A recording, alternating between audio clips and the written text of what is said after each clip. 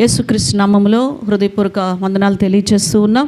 ఈ ఉదయకాల సమయంలో దేవుని యొక్క వాక్యమునకు ప్రేమతో మిమ్మల్ని ఆహ్వానిస్తూ ఉన్నామండి. యెషయా గ్రంథం 40వ అధ్యాయము 29వ వచనాన్ని చదువుకుందాం. సొమ్మసిల్లిన వారికి, యెషయా గ్రంథం 40వ అధ్యాయం 29వ వచనము. సొమ్మసిల్లిన వారికి బలమిచ్చువాడు ఆయనే, శక్తిహీనులకు బలాభివృద్ధి కలుగచేయువాడు ఆయనే. ప్రియమైనటువంటి దేవుని బిడ్డలారా, ఈ ఉదయకాల సమయంలో దేవుడు మనకు ఒక చక్కని వాగ్దానాన్ని, మనల్ని ఒక చక్కని ఆశీర్వాదాన్ని మనకి ఇవ్వటానికి ఉదయకాల సమయంలో దేవుడు మనకి ఇష్టపడుతూ ఉన్నారు. ఈరోజు మనల్ని మనము పరిశీలన చేసుకుంటే మన జీవితంలో చాలామంది చాలా సమస్యల వలన ఏమైపోతూ ఉన్నారంటే సొమ్మసిల్లిపోతూ ఉన్నారు. సొమ్మసిల్లిపోతున్నారు. కొంతమంది జీవితంలో అప్పులు, కొంతమంది జీవితంలో అనారోగ్యాలు, కొంతమంది జీవితంలో నెమ్మది లేనటువంటి పరిస్థితి, సమాధానము లేనటువంటి స్థితి. మనము ఈ విధంగా ఒక్కొక్కళ్ళ జీవితాల్లో కారణము ఏదైనా జీవితం మీద కొన్నిసార్లు ఒకలాంటి విసుగొచ్చినట్లుగా, ఒకలాంటి మరి వెక్సేషన్ వాళ్ళకి జీవితంలో వచ్చేస్తూ ఉంటుంది. ఇంకేముంది మా జీవితం, ఎప్పుడు చూసినా ఇలానే, ఇంక ఇదే జీవితం, ఇదే బ్రతకైపోతూ ఉందని చాలా కృంగిపోతూ ఉన్నారు. ప్రియమైనటువంటి దేవుని బిడ్డలారా, ఉదయకాల సమయంలో దేవుడు మనల్ని బలపరుస్తూ ఉన్నాడు. మనల్ని శక్తిహీనులమైన మనతోటి, సొమ్మసిలిన మన జీవితాలతోటి దేవుడు మాట్లాడుతూ ప్రభువారంటూ ఉన్నారు, ఈరోజు మీకు బలాభివృద్ధి కలుగు చేయవాడను నేనే అంటూ ఉన్నాడు.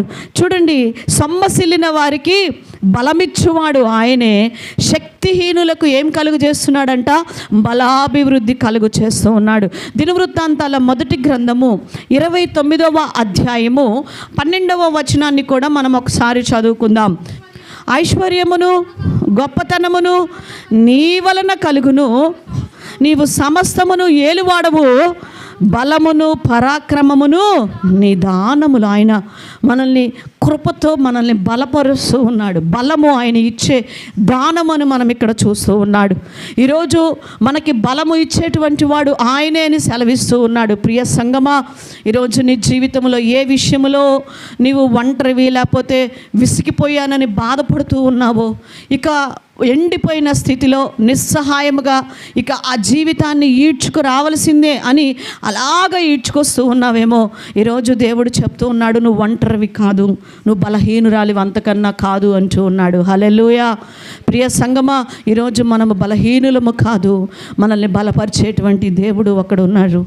ఈరోజు ఆయన అంటూ ఉన్నాడు, ఆయన వాగ్దానం చేస్తూ ఉన్నాడు, నువ్వు సొమ్మసిల్లిపోయావేమో నీ సమస్యల వల్ల, అప్పుల వల్ల, రోగాల వల్ల, ఈరోజు నీ పొరుగు వారి వల్ల, నీ కుటుంబస్తుల వల్ల, నీ పిల్లల వల్ల ఏ విషయంలో నీకు ఒకలాంటి నిరుత్సాహం వచ్చేసిందో, ఈరోజు నీ జీవితంలో ఎందుకు ఇంకా ఈ బ్రతుకు అనేటువంటి ఒక చివరి స్టేజీలోనికి నువ్వు వెళ్ళిపోతూ ఉన్నావేమో, ప్రభు చెప్తూ ఉన్నారు, నీకు బలము ధరింపచేసేవాడు ఆయనే. నిన్ను శక్తిమంతురాలుగా చేయబోతూ ఉన్నాడు.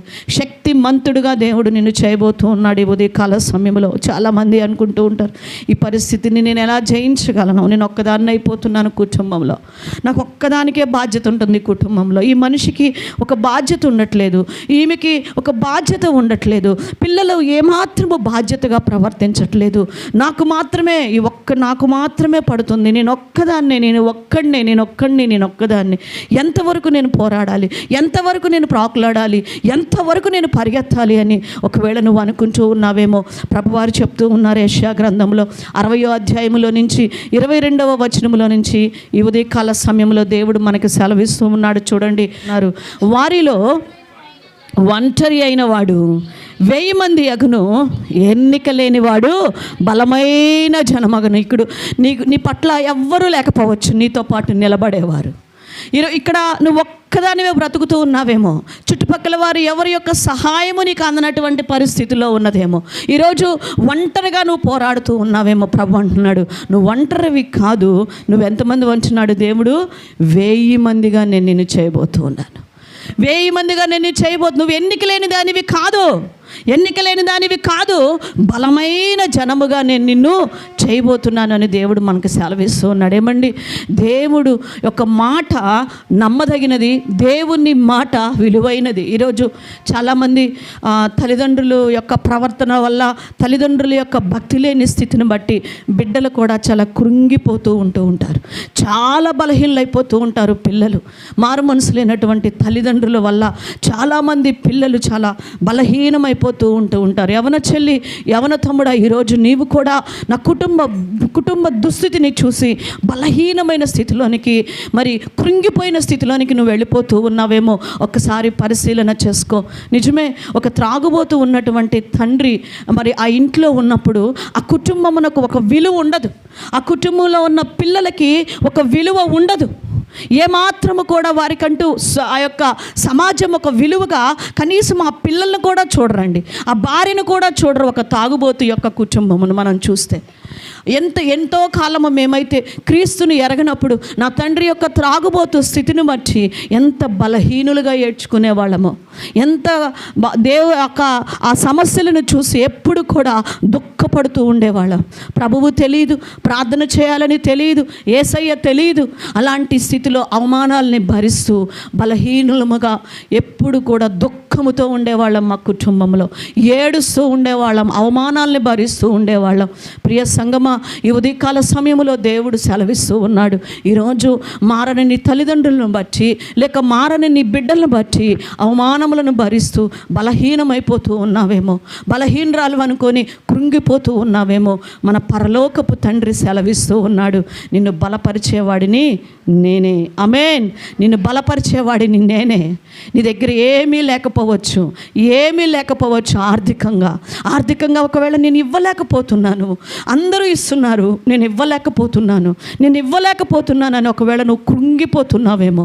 ప్రియ సంగమా, ఈరోజు దేవుడు సెలవిస్తూ ఉన్నాడు, ఈరోజు నీ యొక్క జీవితంలో ఆ కృంగిన స్థితి నుంచి వెదజల్లే స్థితిలోనికి దేవుడు నిన్ను లేవనెత్తబోతున్నాడు. హల్లెలూయా. నువ్వు ఇవ్వలేకపోతున్నాను అని బాధపడుతున్నావు, వెదజల్లేటువంటి స్థితి దేవుడు మనకి ఇవ్వబోతూ ఉన్నాడు. ఆయన నిన్ను బలపరుస్తూ ఉన్నాడు. ఆయన ఎంతో ప్రేమ కలిగిన దేవుడు అండి.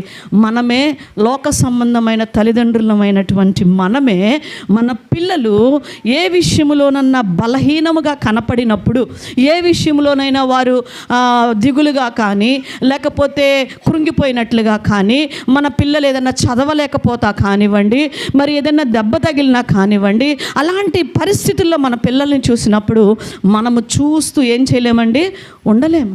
వెంటనే పిల్లల్ని పిలుస్తాం, ఏమైందిరా, ఎందుకు అట్లున్నావు, ఎవరేమన్నా అన్నారా, నీకేమన్నా బాగాలేదా హెల్త్, ఎందుకు ఇలా తయారవుతున్నావు, ఎందుకు నాన్న మార్కులు తక్కువ వస్తున్నాయి, ఎందుకు నీకు ఈ పరిస్థితి వస్తుంది, ఏమిటి అని వాళ్ళని కూర్చొని అడిగి వాళ్ళ సమస్య నుంచి మనం ఏం చేస్తాం, ఒక మార్గాన్ని చూపిస్తాం. మనము ఈరోజు చూపిస్తాం. అలాంటిది ఈ లోకములో నువ్వు జస్ట్ ఒక భూమి మీద మాత్రమే పోషించడానికి, భూమి మీద మాత్రమే తల్లిగా తండ్రిగా ఉండడానికి ఈ లోకంలో నువ్వు పంపబడిన నీకే అంత ప్రేమ ఉంటే నీ పరలోకపు తండ్రికి ఇంకెంత ప్రేమ ఉంటుంది.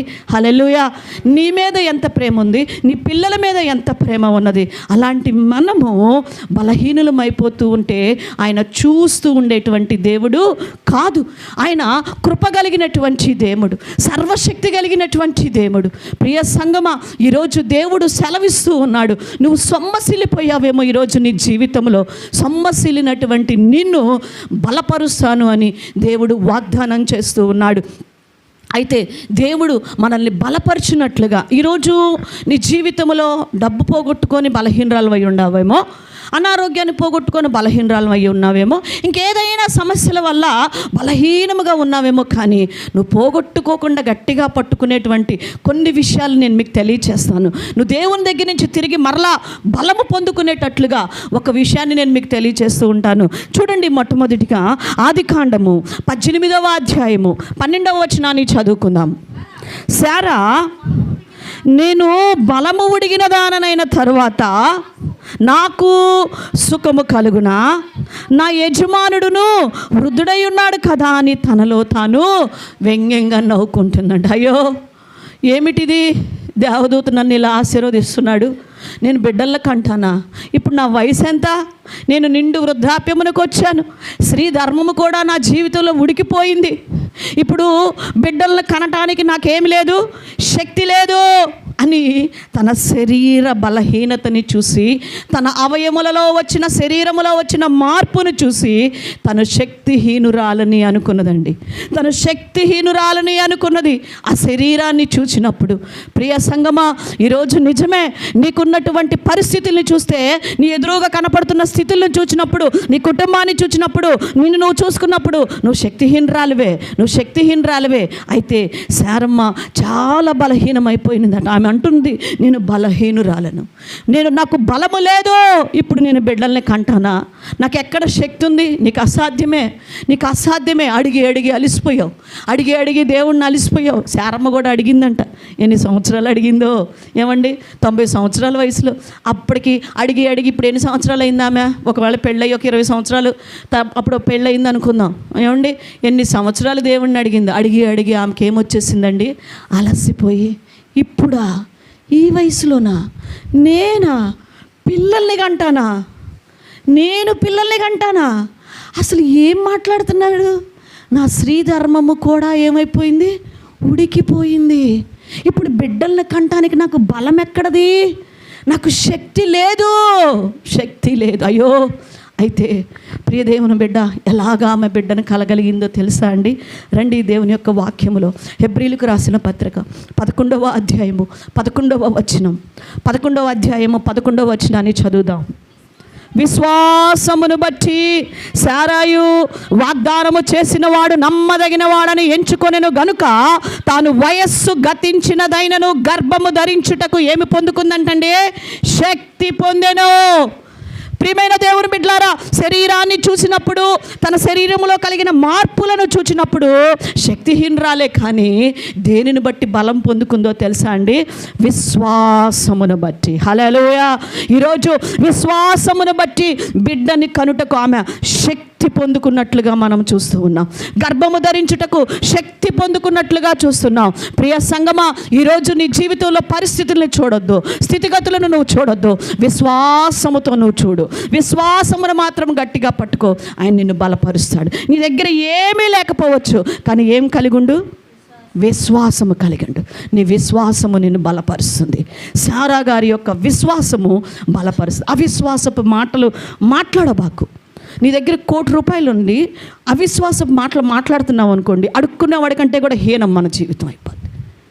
నీ దగ్గర ₹1 ఉండి విశ్వాసముతో కూడిన మాటలు మాట్లాడుతున్నావు అనుకోండి, ఈరోజు నీ జీవితంలో ఆ ధనవంతుడైనటువంటి ఎవరండి ఆయన? ముఖేష్ అంబానీ గారు. ఆయనకంటే కూడా నువ్వు శక్తిమంతురాలివి. హల్లెలూయా! ₹1 చాలు, ₹1 చాలు. ప్రపంచంలో చాలామంది ధనవంతులున్నా పేద విధవరాల దగ్గర ఏముందంట? పట్టెడు పిండి, కొంచెం కుండలో కొద్దిగా నూనె, బుడ్డిలో కొద్దిగా నూనె ఉందంతే. కానీ కరువు దినాల్లో ఎవరు ధనవంతులు? కరువు దినాల్లో ఎవరు ధనవంతులు? ఆ కొంచెం ఉన్న పేద విధవరాలే ధనవంతురాలుగా ఉంది. కారణం విశ్వాసం. ప్రియ సంగమా, ఈరోజు నువ్వు బలహీనురాలివే, కానీ విశ్వాసముతో కూడిన మాట నిన్ను బలపరుస్తుంది. దేవుడు నీ జీవితంలో ఉన్న ఆ విశ్వాసపు మాటని చూసి నిన్ను బలపరుస్తాడు. నా తండ్రి మారుతున్నాడు, నా తల్లి మారుతుంది, బలపరుస్తున్నాడు దేవుడు. నన్ను వాడుకుంటున్నాడు దేవుడు, నన్ను అభిషేకిస్తున్నాడు దేవుడు, మా అప్పుల నుంచి విడుదలిస్తున్నాడు దేవుడు, మాకు చక్కని మార్గాన్ని చూపిస్తున్నాడు దేవుడు. నువ్వు నమ్ము, విశ్వసించు, నువ్వు ముందుకు వెళ్ళు. విశ్వాసముతోటి దేవుడు ఆ కార్యమును ఏం చేస్తాడో తెలుసా? సఫలపరుస్తాడు. ఈరోజు పగలు రాత్రి కష్టపడి పని చేసుకుంటూ, ఆదివారంతో సహా దేవుని సన్నిధికి రాకుండా పని చేసుకుంటూ కూడా కనీసం ఆఫరింగ్ దశమ భాగం కూడా లేని పరిస్థితి.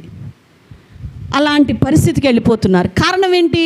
వారిలో ఏమి లేదు, విశ్వాసము లేదు.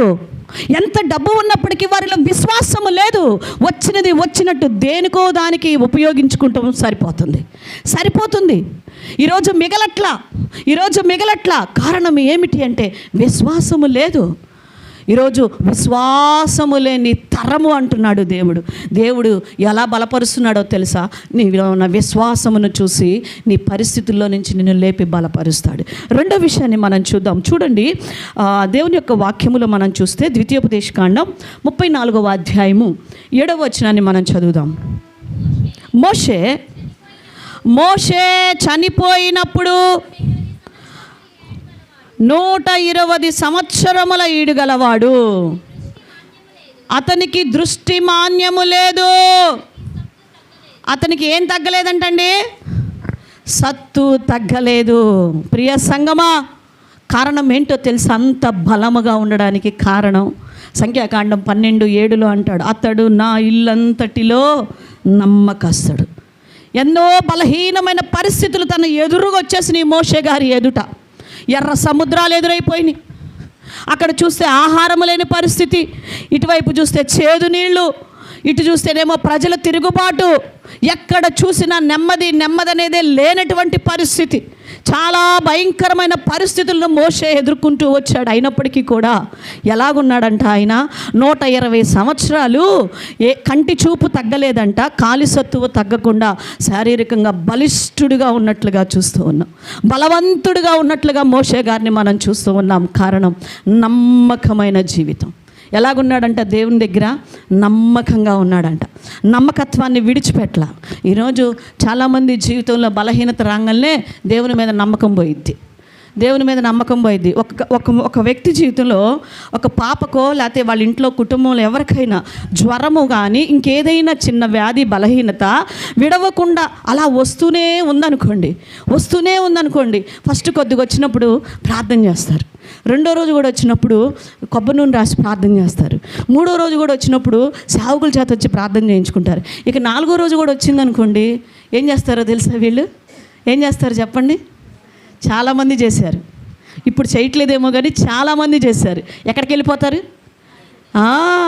దర్గాకి వెళ్ళిపోదాం, అక్కడికి వెళ్ళిపోదాం, ఇక్కడికి వెళ్ళిపోదాం, ఆ తాయి తెప్పిద్దాం, ఈ గుడ్డ గడదాం, ఈ దిష్టి తీద్దాం, ఈ ఎండు మిరపకాయలు తీద్దాం. ప్రియ దేవుని బిడ్డ, నమ్మకము, దేవుని మీద ఉన్న నమ్మకమును కోల్పోతూ ఉంటారు.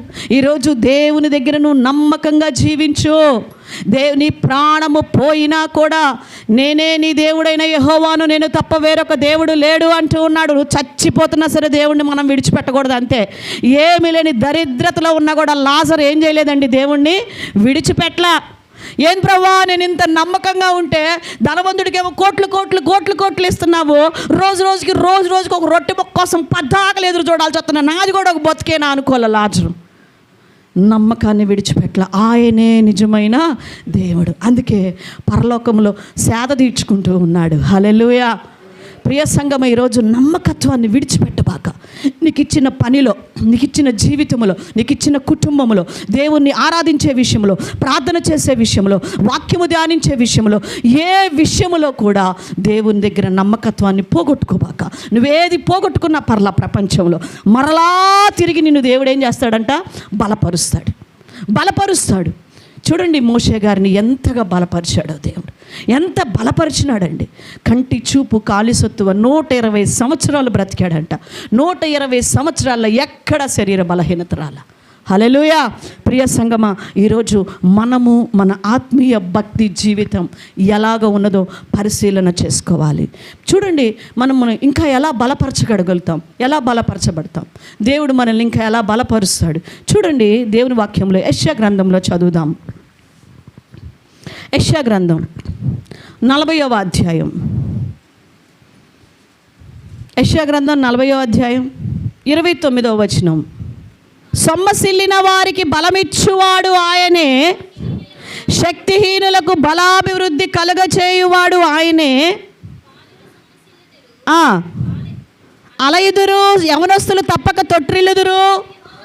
ఈ మాట గట్టిగా పట్టుకుందాం. యెహోవా కొరకు ఎదురు చూచువారు నూతన బలము పొందుదురు, వారు పక్షిరాజుల వలె రెక్కలు చాపి పైకి ఎగురుదురు, అలయక పరిగెత్తుదురు, సొమ్మసిల్లక నడిచిపోదురు. ఈరోజు నిన్ను బలపరిచే దేవుని వైపు నువ్వు ఎదురు చూడు.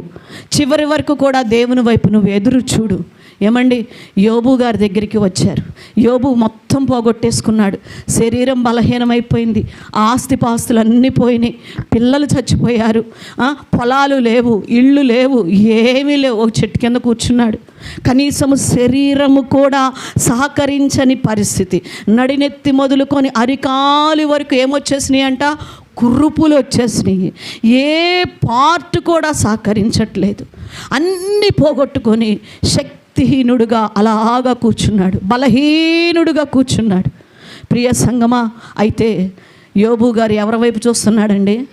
దేవుని వైపే చూస్తున్నాడు. ఆయన ఒక దినాన నన్ను ఖచ్చితంగా లేపుతాడు, ఒక దినాన ఖచ్చితంగా నా జీవితంలో ఒక అద్భుతం దేవుడు చేస్తాడు. మూర్ఖురాలా, ఎందుకలా మాట్లాడుతున్నావు? ఇచ్చినప్పుడే దేవుడి వైపు చూసి దేవుణ్ణి స్తుతించాలా? ఇవ్వకపోయినా దేవుణ్ణి ఏం చేయాలి? స్తుతించాలి అని ఎవరి వైపు చూస్తున్నాడండి?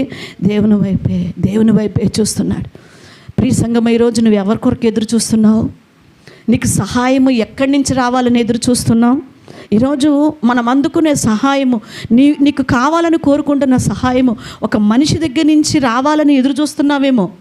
నీకు ఒక సహాయం అనేది ఫలానా వ్యక్తి దగ్గర నుంచి రావాలని ఎదురు చూస్తూ ఉన్నావేమో. వద్దు. ఒకరోజు ఇస్తారు ఆ మనిషి, రెండోసారి వారు మోసం చేస్తారు. మనుషుల కొరకు ఎదురు చూడొద్దు నీ సహాయం కోసం. మనుషులు వీళ్ళు సహాయం చేస్తారేమో అని ఎదురు చూడొద్దు. ఈరోజు నా చిన్న పిల్లప్పుడు నేను కూడా ఎదురు చూస్తూ ఉండేదాన్ని.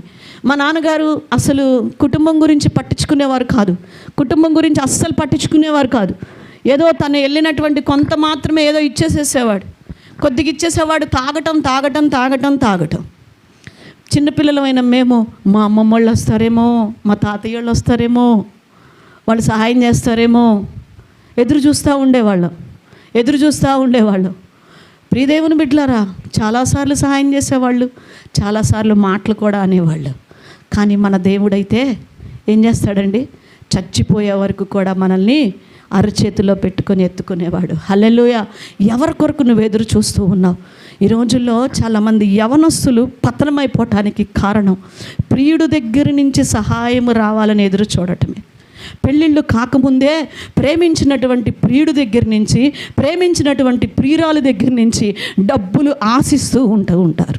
నేను కాలేజీస్ హాస్టల్లో పరిచర్య చేస్తూ ఉన్న సమయంలో నేను హాస్టల్లో ఉన్నటువంటి పిల్లలు, యవనస్తులైనటువంటి పిల్లలు, యవనరండ్రులు చెప్తూ ఉండేవాళ్ళు.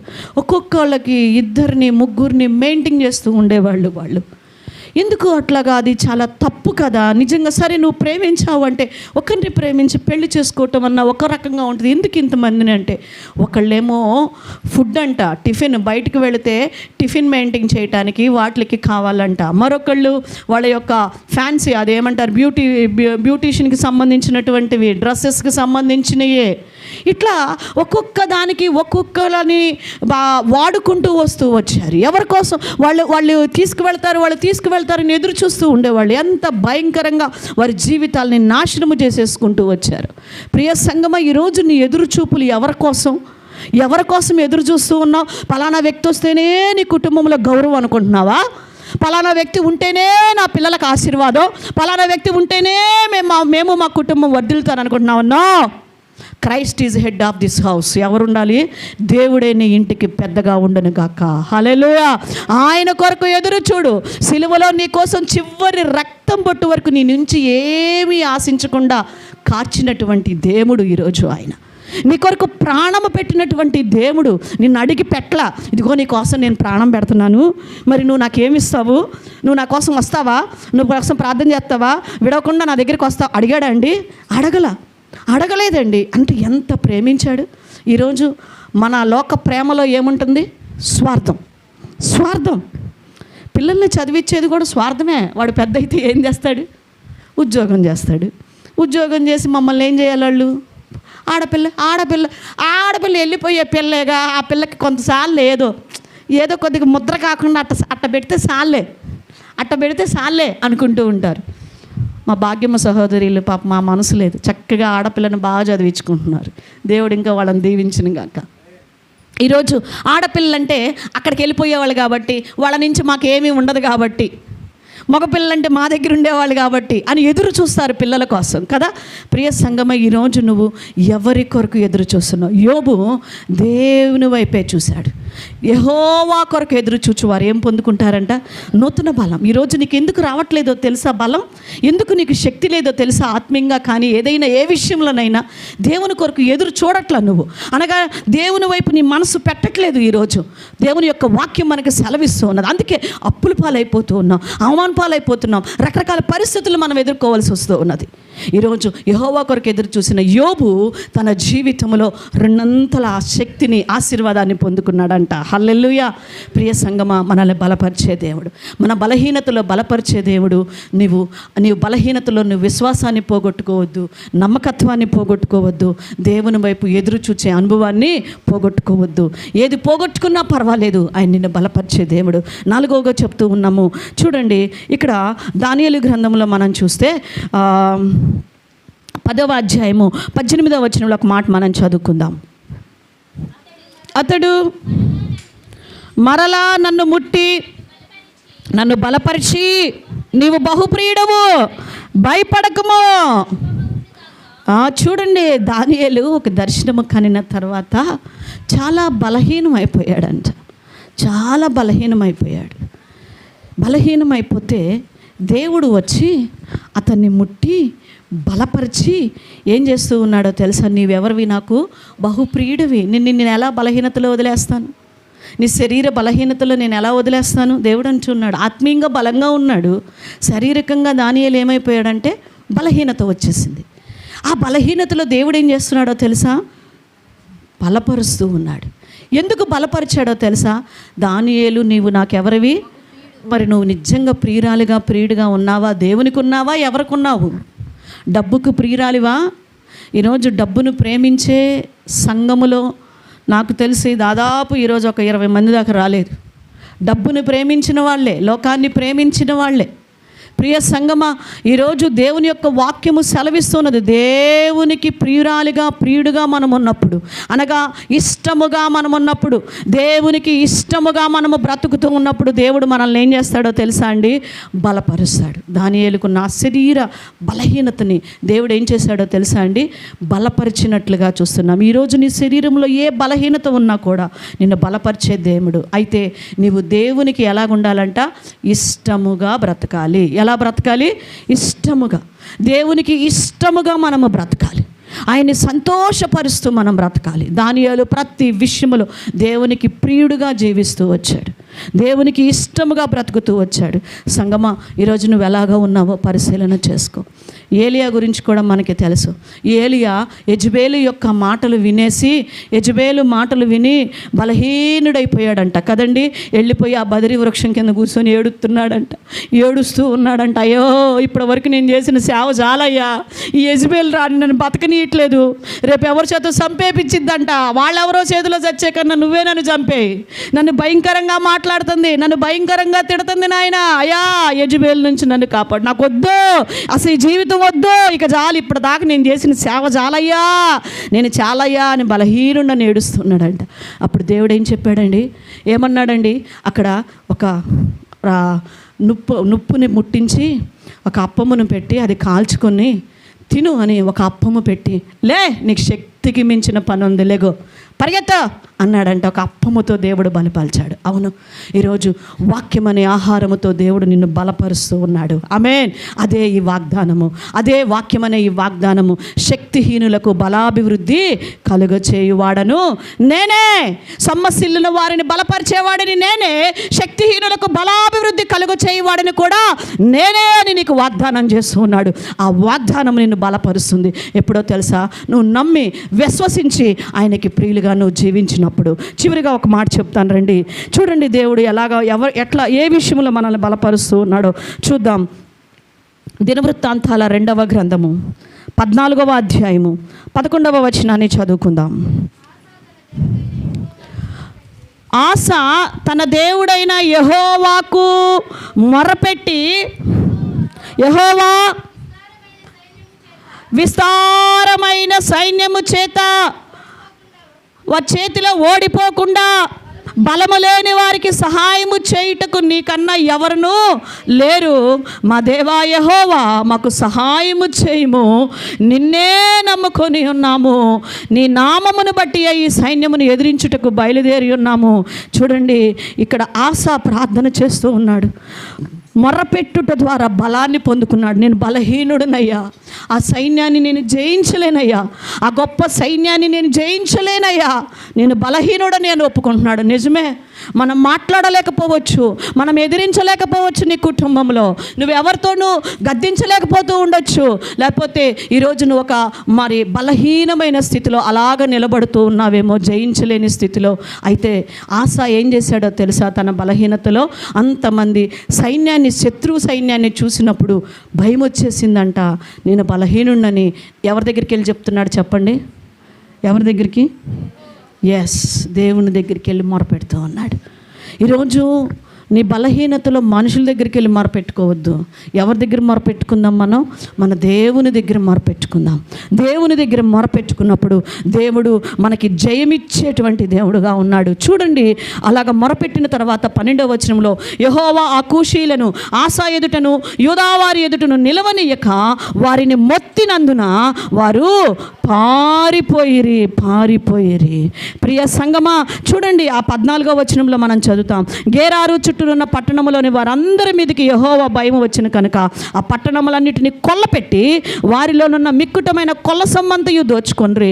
మరియు వారు పశుల శాలలను పడగొట్టి విస్తారమైన గొర్రెలను, ఒంటెలను సమకూర్చుకొని యెరూషలేమునకు తిరిగి వచ్చిరి. చూడండి ప్రియ సంగమా, వారు సమస్తమును సమకూర్చుకున్నారు. కారణము ఏంటో తెలుసా? దేవుడి సన్నిధిలో మొరపెట్ట. బలహీనులే, నిజమే. ఆ శత్రువుల యొక్క బలము, శత్రువుల యొక్క దాడి చూసినప్పుడు మనం బలహీనులమే. కానీ మనం మొరపెట్టినప్పుడు మనల్ని దేవుడు ఎలా చేస్తున్నాడంట? బలవంతులుగా చేస్తూ ఉన్నాడండి. ఏమండి, 6 మూరల జానడు ఉన్నాడు. ఎవరు? గొల్యాతు. దావీదు గారు ఎంత ఉన్నారు? చిన్నోడు. దావీదుని చూసి గొల్యాతు ఏమన్నాడు? కుక్క మీద కూర్చున్నట్టు నీ ఎట్ట కనపడుతున్నాను నీకు? నేను ఎట్ట కనిపిస్తున్నాను నీకు? నీ కుక్కను 2 తెరవడానికి వచ్చావేంది? నన్ను చల్లపో అంటున్నాడు. దావీదు ఏమన్నాడండి? యెహోవాదే యుద్ధము. ఎవరి దగ్గర మొరపెట్టాడండి దావీదు జీవితంలో ఈ లక్షణాలన్నీ చూస్తాం. దావీదు విశ్వాసము కలిగిన వాడు, దావీదు నమ్మకస్తుడు, దావీదు దేవుని సన్నిధిలో మొరపెట్టే అనుభవము కలిగినటువంటి వాడు. దావీదు ప్రతి విషయంలో ఎవరి వైపు చూసేవాడో తెలుసా అండి? యెహోవా కొరకు ఎదురు చూచేటువంటి వాడు దావీదు తన జీవితంలో. ప్రియ సంగమా, ఈరోజు దావీదు అంత నమ్మకంగా జీవించాడంటే మొదటి దినంలో కొంచెం పొరపాటు చేసినా కూడా ఆ తర్వాత తన జీవితాన్ని సరిచేసుకొని ఎంత నమ్మకస్తుడుగా బ్రతికినాడు నండి దావీదు. మొరపెట్టే అనుభవం. అందుకే దావీదు ఇంత చిన్నవాడైనా, గొల్యాతు అంత పెద్దవాడైనా ఒకే ఒక్క వడిసరాయితు కొట్టగానే ఏమైపోయాడంట? శత్రువైన గొల్యాతు బోర్ల పడిపోయాడంతే. ఈరోజు అపవాది ఏ విషయములో నిన్ను శోధిస్తున్నాడో, ఏ విషయములో నీకు జయము లేకుండా వాడు నిన్ను భయపెడుతూ ఉన్నాడేమో, పరిగెత్తిస్తూ ఉన్నాడేమో, నిన్ను ఆ యొక్క ఉచ్చులో పద్దాకలు లాగుతూ ఉన్నాడేమో, ప్రతిసారి లాగేస్తూ ఉన్నాడేమో ఆ పాపపు ఉచ్చులో. ప్రియ సంగమా, ఈరోజు దేవుడి దగ్గర నువ్వు మొరపెట్టు, నువ్వు ప్రార్థన చేయలేరండి. చాలామంది జీవితంలో ప్రార్థన అనేదే లేదు, ప్రార్థన అనుభవమే లేదు. చూడండి, చిన్నగా వారి జీవితంలో ప్రార్థన అనుభవాలన్నీ కట్ అయిపోతూ ఉంటాయి. మొట్టమొదటిగా వారు సంఘముల్లో దేవుని యొక్క సన్నిధిలో బుధవారం కార్యక్రమాలు మానేస్తారు. ఆ తర్వాత స్త్రీల కూడికలకి రారు, ఉపవాస ప్రార్థనలకి రారు, బయట సంఘ కార్యక్రమాలు ప్రార్థనలకి రాలేరు. ఇలాగా ఏదో ఒక ఆదివారం అలా వచ్చి అలా వెళ్ళిపోతూ ఉంటారు. కొన్ని దినాలు అయిపోయిన తర్వాత వారు ఆత్మీయ స్థితిలో ఎండిపోయినటువంటి వారిగా ఆదివారము కూడా ఏమైపోతారు? వాళ్ళు ఇంకా చిన్నగా వెనక్కి జారిపోయే పరిస్థితి వస్తుంది. ఇక కంప్లీట్గా వారి లోకములోనికి వెళ్ళిపోతూ ఉంటారు. ఎందుకు అంటే వారి జీవితంలో ప్రార్థన చేసే అనుభవము లేదు. ప్రార్థించే అనుభవం నీలో ఉన్నప్పుడు ప్రభువుతో గడపాలనే తపన నీలోకి వస్తుంటుంది. ఈరోజు మనకి అసాధ్యమే, మనము బలహీనులమే, కానీ నువ్వు మొరపెట్టినప్పుడు దేవుడు అంటూ ఉన్నాడు, నిన్ను బలముగా చేస్తూ ఉన్నాడు, నిన్ను బలవంతుడిగా చేస్తూ ఉన్నాడండి. అన్న బలహీనురాలుగా దేవుడి దగ్గరికి వచ్చింది. అందరూ కూడా తృణీకరించేసి గొడ్డుబోద్ది అంటూ ఉన్నారు. అన్న దుఃఖపడుతూ కొన్ని సంవత్సరాలు గడిపి చివరికి ఎక్కడికి వచ్చి ప్రార్థన చేసిందండి? దేవుని సన్నిధికి వచ్చి ప్రార్థన చేసింది. ఏమండి, ఎంత గొప్ప కృపను సంపాదించిందండి బలహీనురాలైనటువంటి అన్న. గొప్ప కుమారుణ్ణి భూమి మీదకి పంపించింది. హల్లెలూయా. సమూయేలు వంటి ప్రవక్త అండి భూమి మీద లేరిక తర్వాత. ఎంత గొప్ప ప్రవక్త. ప్రతి తల్లి కూడా ప్రార్థన చేసింది, సమూయేలు లాంటి కుమారుడిని నాకు ఇవ్వు అని. ఎలాగ సంపాదించుకుంది ఆ బలము, ఎలా సంపాదించుకుంది ఆశీర్వాదం? మొర్రపెట్టుట ద్వారా. ప్రియ సంగమా, నువ్వు మొర్రపెట్టినప్పుడు దేవుడు నీకు బలాన్ని ఇస్తాడు. సంసోను జీవితంలో పలుమార్లు బలహీనుడయ్యేవాడంట. పలుమార్లు బలహీనం అయిపోయినప్పుడు సంసోను ఎక్కడికి వెళ్ళిపోయేవాడో తెలుసా అండి? ఏతాము బండ సందుకి వెళ్ళిపోయేవాడు. అనగా ప్రార్థనా అనుభవంలోనికి వెళ్ళిపోయేవాడు. ఎప్పుడైతే ప్రార్థనా అనుభవంలోనికి వెళ్ళిపోయేవాడో వెంటనే అతని మీద బలమైన ఆత్మ దిగగా అని చదువుతాం మనం. బలమైన దేవుడు అతన్ని బలపరచగా సింహాల నోళ్ళు చీల్చాడు.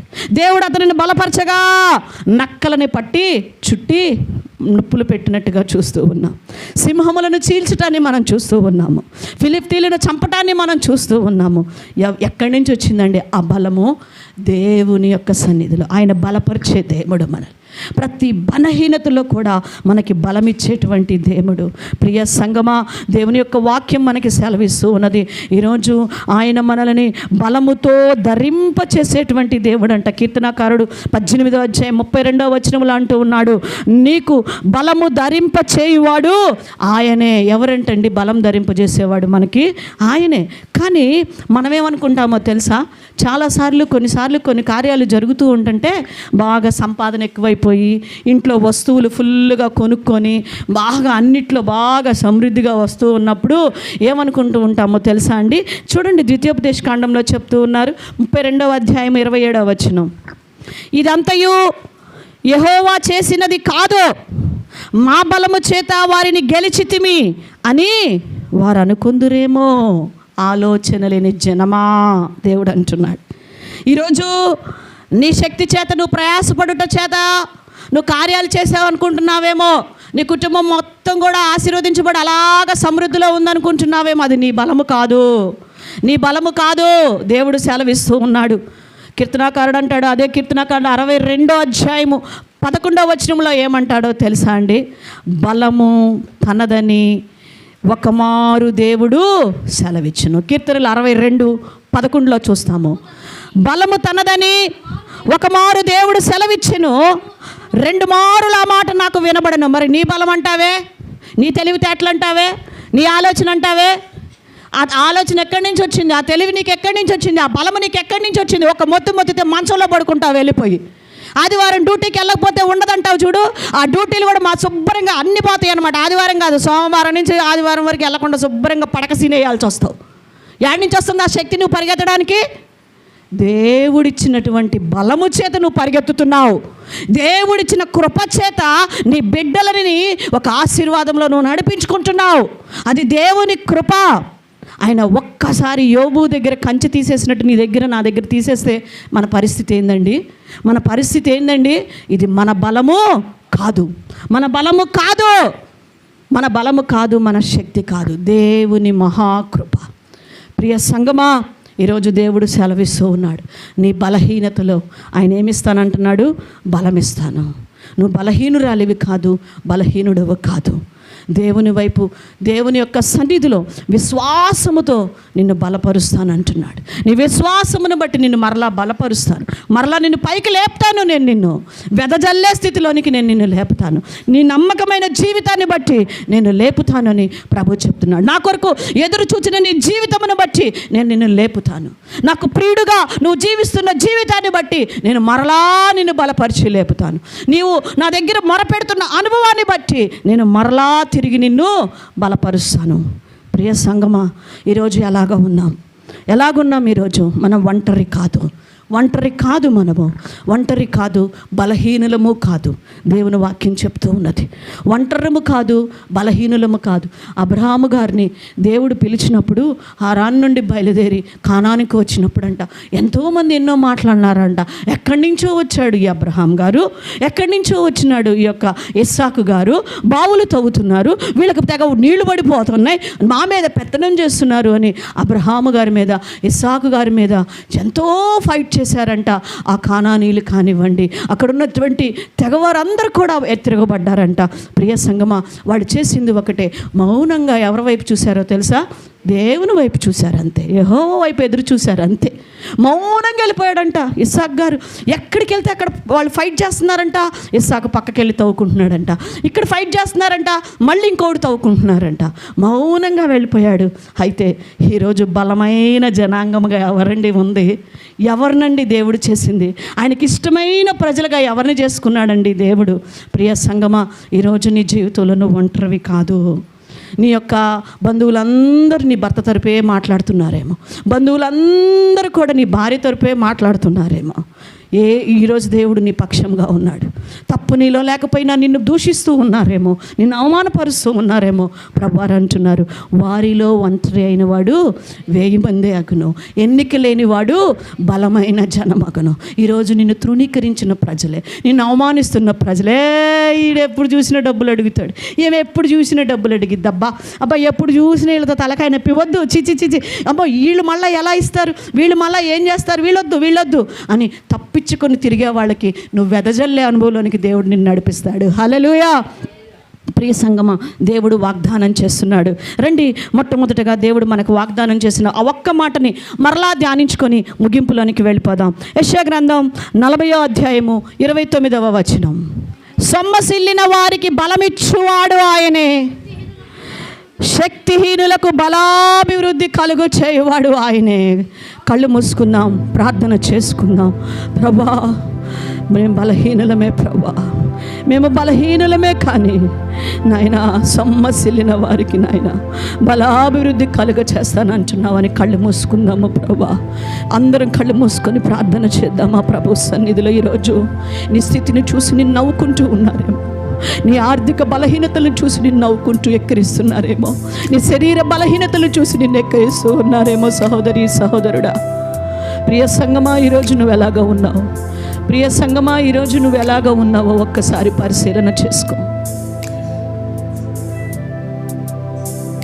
దేవుని యొక్క సన్నిధిలో ప్రార్థన చేసుకుందాం, ప్రభు సన్నిధిలో ప్రార్థన చేసుకుందాం. అందరూ కూడా కళ్ళు మూసుకొని ప్రార్థన చేసుకుందాం. నా బలహీన సమయాలలో నీ కృపనే ఇచ్చావయ్యా, నా బలహీన సమయాలలో నీ కృపనే ఇచ్చావయ్యా. యేసు రాజే నా బలము, దేనికి భయపడను. యేసు రాజే నా బలము, దేనికి భయపడను. పరిశుద్ధుడా, మీకు వందనాలు. మా బలహీనతలో బలమిచ్చువాడా, మీకు నమ్మకంగా మేము జీవించే కృపనివ్వమని, మమ్మల్ని బలపరిచి మా బలహీనతలో జయాన్ని ఇవ్వమని యేసు నామమున ప్రార్థిస్తున్నాం తండ్రి. ఆమేన్.